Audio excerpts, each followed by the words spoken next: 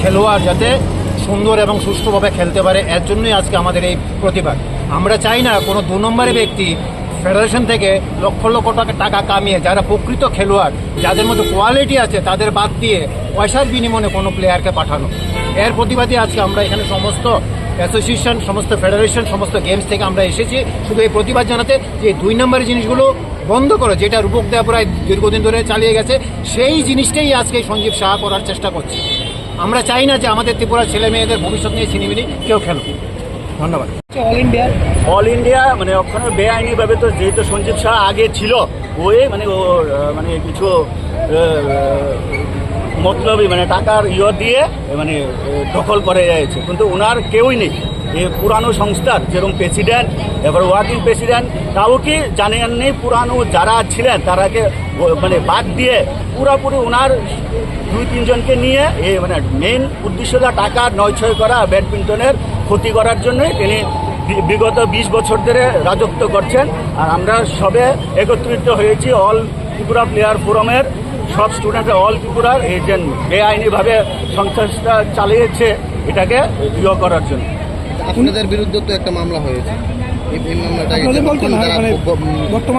Badminton committee আছে ত্রিপুরা, এটা মানে বিআই যেটা করেছে, কারণ আমাদের কোর্টে গিয়েছিলাম, আমরা তো সংস্থা মানে আইনে ছিল, যা এফিডেভিট আমরা দিয়েছি, তার পরিপ্রেক্ষিতে ওটা আটকানোর জন্য, যেহেতু ভুল বুঝিয়ে ফেডারেশনকে একজন অবজারভার নিয়েছিল মানে দরজা, পিছের দরজা দিয়ে, তো ওরা ফেসে গেছে, ওরা বাঁচার জন্য একটা দিল্লিতে মামলা করেছে, যেটা এটার কোনো অবৈধ নাই। আমাদের যে সংস্থাটা কোর্টে অলরেডি মানে দিয়ে দিয়েছে, এফিডেভিট দিয়ে দিয়েছে যে আমাদের সংস্থাকে খেলার জন্য, কারণ এটার 4টা কারণ আছে।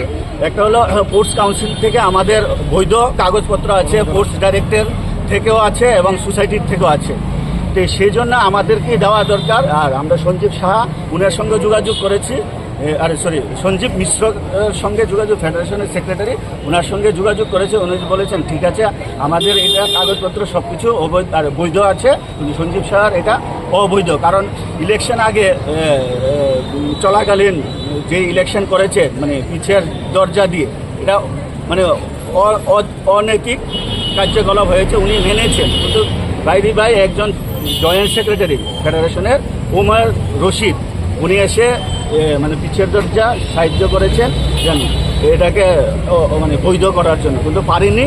এখন মানে কেস চলছে, এটার মধ্যে আমরা রায় আসবে এর মধ্যে। আমাদের ত্রিপুরা এখানে কেস করা হয়েছে না? হ্যাঁ, এখানে কেস করা হয়েছে পাল্টা দিল্লিতে, মানে ওদের যে জয়েন্ট সেক্রেটারি ভুল করেছে এটার মানে করার জন্য এটা দিল্লিতে কেস করে দিয়ে রেখেছে।